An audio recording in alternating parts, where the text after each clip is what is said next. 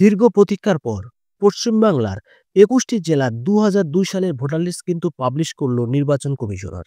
আপনি যদি ফেসবুক থেকে দেখে থাকেন, আমি ফেসবুকের ফার্স্ট কমেন্ট বক্সে কিন্তু এই ওয়েবসাইটের লিঙ্কটি দিয়ে রাখবো। সেই লিঙ্কে ক্লিক করলে সরাসরি আপনারা এই ওয়েবসাইটে চলে আসবেন।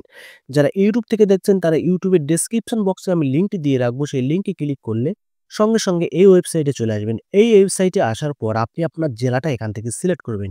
আমি এখান থেকে আমার জেলাটি সিলেক্ট করছি নর্থ ২৪ পরগনা।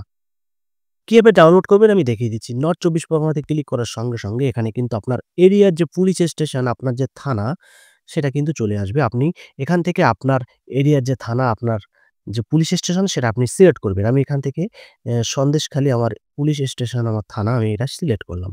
সিলেক্ট করার সঙ্গে কিন্তু এখানে আমার সন্দেশখালী থানার আন্ডারে যতগুলো ভোটার কেন্দ্র থাকবে সব কিন্তু এখানে চলে আসবে। আপনার যে ভোটার কেন্দ্রের নাম আপনি সেটা এখান থেকে আপনার পাড়ার যে ভোটার কেন্দ্র সেটা আপনি এখান থেকে খুঁজে বার করবেন। ঠিক আছে? আমি এখান থেকে খুঁজে বার করলাম। এই যে আমার কিন্তু ঝুপখালী এপি স্কুল এটাই কিন্তু আমার ভোটার কেন্দ্র। জাস্ট কি করবেন?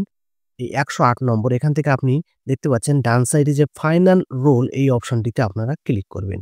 ক্লিক করার সঙ্গে এখানে একটি ক্যাপচা চাইবে। যে লেখাগুলো আছে আপনি সেম সেই লেখাগুলো কিন্তু এখানে বসিয়ে দেবেন।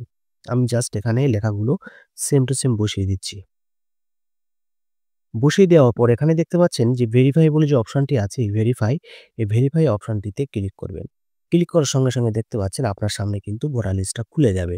এটাকে ডাউনলোড করার জন্য গ্যালারিতে কি করবেন? গ্যালারিতে ডাউনলোড করার জন্য আপনি এখানে জাস্ট উপরের দিকে দেখতে পাচ্ছেন এই যে 3 ডট চিহ্ন যে আইকন আছে ওই 3 ডট চিহ্নতে ক্লিক করবেন।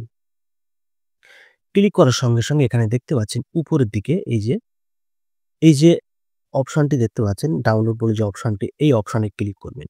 ক্লিক করার সঙ্গে কিন্তু এখানে দেখতে পাচ্ছেন ডাউনলোড এগেইন বলে যে অপশনটি আছে এখানে ডাউনলোড এগেইন এ ক্লিক করলে সঙ্গে কিন্তু এই ভোটার লিস্টটা আপনার গ্যালারিতে ডাউনলোড হয়ে যাবে। তো ভিডিওটি কেমন লাগলো অবশ্যই কিন্তু কমেন্ট করে জানাবেন এবং ভিডিওটি শেয়ার করে প্রত্যেকের দেখার সুযোগ করে দেবেন। Thank you.